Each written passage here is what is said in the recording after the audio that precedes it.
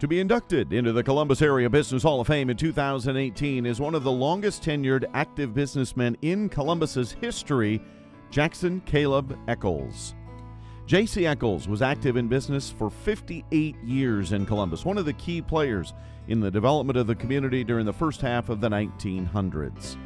J.C. came to Columbus in 1874 from Georgia when he was 12 years old. His family left the South after the Civil War. Just 2 years later, his father died, and his mother took the family back to Georgia. J.C., however, wanted to return to Columbus, so he came on his own and took a job at a bookstore owned by his sister and brother-in-law, working for $6 a month and room and board. Not wanting to burden his relatives and knowing they didn't really need him at the bookstore, Echols offered to apprentice for Columbus's leading paint shop owned by Dan Cavanaugh, and he left the bookstore job. For his first year, he earned $52 in wages, of which he was able to save $27. Due to his good work, J.C. was given a raise to $2 plus board in his second year in the shop. At the age of 18, Echols bought out the owner of the painting business for $100 for the inventory. He took over and developed a lucrative painting business that he would run for 25 years before deciding to sell his paint shop in 1907. During the time Echols was running his painting business, he bought and sold real estate on the side.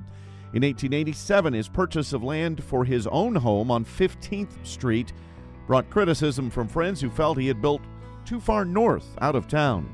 But Echols had faith in the growth of Columbus, and his initiative around 1902 brought a row of brick business buildings on 13th Street south of Frankfurt Square, which established the street as the business center of town. Those developments are credited with spurring growth on Columbus's north side, now the center of downtown.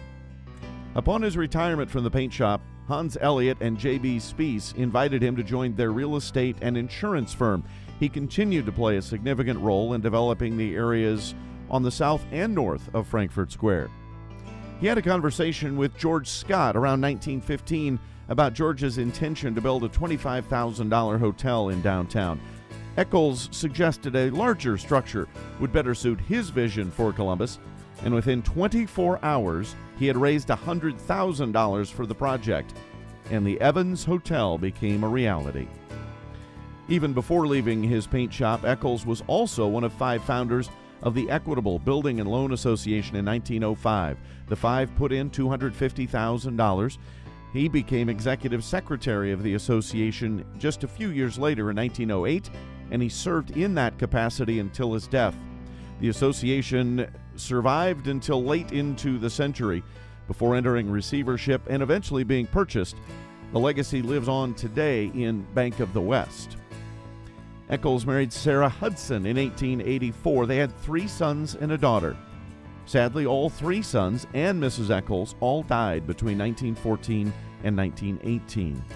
Echols remarried in 1919, and he himself passed away in Columbus in 1938. He was a man of faith in his adopted hometown as well as his religious faith. He told the Columbus Telegram in 1934, quote, "My God is first in my life. Next to him, I cherish my home and family, and then the respect and friendship of my fellow men." Jackson Caleb Echols is now a member of the Columbus Area Business Hall of Fame.